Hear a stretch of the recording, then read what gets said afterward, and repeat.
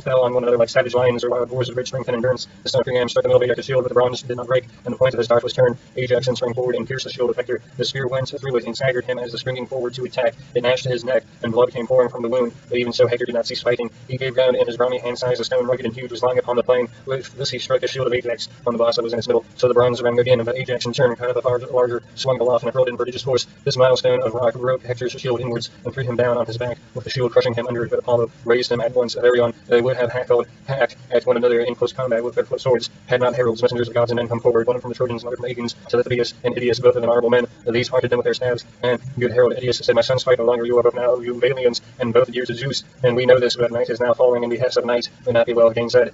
Ajax, son of Telamon, answered, "Idaeus bid Hector say so, for it was he that challenged our princes. Let him speak first, and I will accept him, saying." Then Hector said, "Ajax, heaven has vouchsafed your stature and strength and judgment, and wielding the spear you excel others of the Achaeans. Let us for this day cease fighting. Hereafter we will fight anew, till heaven decide between us, and give victory to one or to the other. Night is now falling, and behest of night may not be well gainsaid."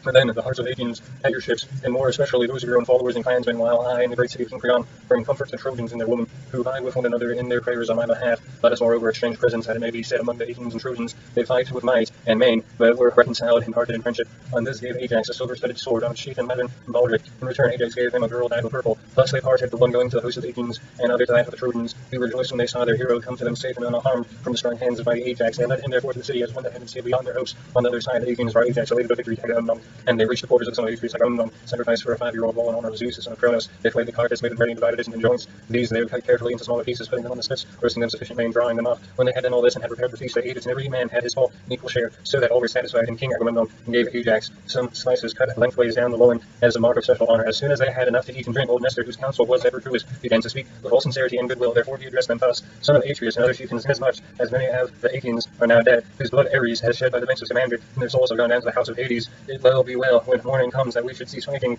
We will then wheel our dead together with oxen and mules, and burn them not far from the ships, that when we sail hence, we may take the bones of our comrades home to their children. Hard by the funeral pyre, we will build a barrow that shall be raised from the plain from Alton Common. Near this let us set about the building a high wall to shelter ourselves and our ships, and let it have well-made gates, that there may be way through them for our chariots. Close outside we will dig a deep trench all round it to keep off both horse and foot, that the Trojan chieftains may not bear hard upon us." Thus he spoke, and his princes shouted in applause. Meanwhile the Trojans held a council, angry and full of discord, on the Acropolis by the gates of King Priam's palace. And wise as we spoke, "Hear me," he said, "Trojans, Dardanians, and allies, that I may speak even as I am minded. Let us give up Argive Helen and her wealth to the sons of Atreus, for we are now fighting in violation of our solemn covenants, and shall not prosper till we have done as I say." He then sat down, and Paris, husband of lovely Helen, rose to speak. "Editor," said he, "your words are not to my liking. You can find a better saying than this if you will. If, however, you have spoken in good earnest, then indeed has heaven robbed you of your reason. I will speak plainly, and hereby notify to the Trojans that I will not give up the woman. That wealth that I brought home with her from Argos I will restore, and will add yet further of my own." On this, when Paris had spoken and taken his seat, Priam, the race of Dardanius, peer of gods in council, and rose zealous with sincerity and goodwill, addressed them thus: "Hear me, Trojans, Dardanians, and allies, that I may speak even as I am minded. Take your suppers now as hitherto throughout the city, but keep your watches and be wakeful. At the daybreak let Idaeus go to the ships, and tell Agamemnon and Menelaus, sons of Atreus, the saying of Paris, through whom this quarrel has come about, and let him also be instanced with them, that they now cease fighting till we burn our dead. Hereafter we will fight anew, till heaven decide between us and give victory to one or to the other." Thus as he speaking, they did even as he had said. They took supper in their companies, and daybreak Idaeus went his way to the ships. He found the Danaans, servants of Ares, in council of the stern of Agamemnon's ship, and took his place in the midst of them. "Son of Atreus," he said, "and princes of Achaeans, host Priam of the Hubal, the other noble Trojans, have sent to me to tell you the saying of Paris, through whom this quarrel has come about. If so be that you may find it acceptable,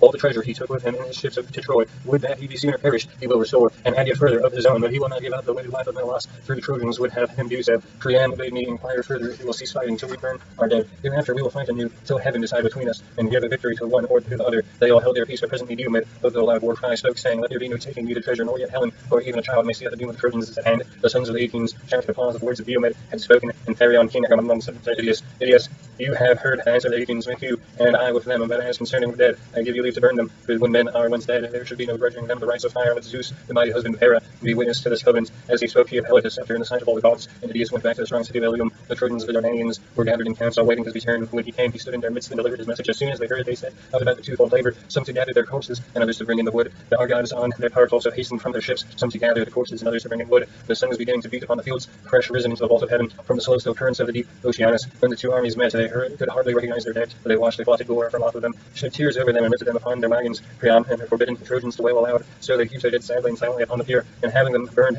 they went back to the city of Ilium. And the Achaeans in like manner helped their dead sadly and silently on the pier, and having burned them went back to their ships. Down the twilight when it had not yet dawned, chosen bands of the Achaeans were gathered down the pier, and built one burrow that was raised in common for all, and hard of it they built a high wall to shelter themselves and their ships. They gave it strong gates, and there might be a way through them for their chariots, and close outside of that they dug a trench deep and wide, and planted within their stakes. Thus did the Achaeans toil, and the gods seated by the side of Zeus, the Lord of lightning, marveled at their great work. At the side and Lord of the earthquake spoke, saying, Father Zeus, the mortal in the whole world, will again take the gods into his council. See you not how the Achaeans have built a wall about the ships, and driven a trench all round about it, without offering hecatombs to the gods? With the fame of this wall will reach as far as the dawn itself, and men will no longer think anything of the one which Jove Apollo and myself built with so much labor for Laomedon. Zeus was displeased and answered, What, O shaker of the earth, are you talking about? A god less powerful than yourself might be alarmed at what they are doing, but your fame reaches as far as dawn itself. Surely when the Achaeans have gone home with their ships, you can shatter their wall and plunge it into the sea. You can cover the beach with sand again, and the great wall of the Achaeans will then be utterly effaced. Thus did they converse. By the sunset, the work of the Achaeans was completed. Then their slaughtered oxen at the tents and others, many ships had come upon from Limnos, sent by Euneus the son of Jason, born to him by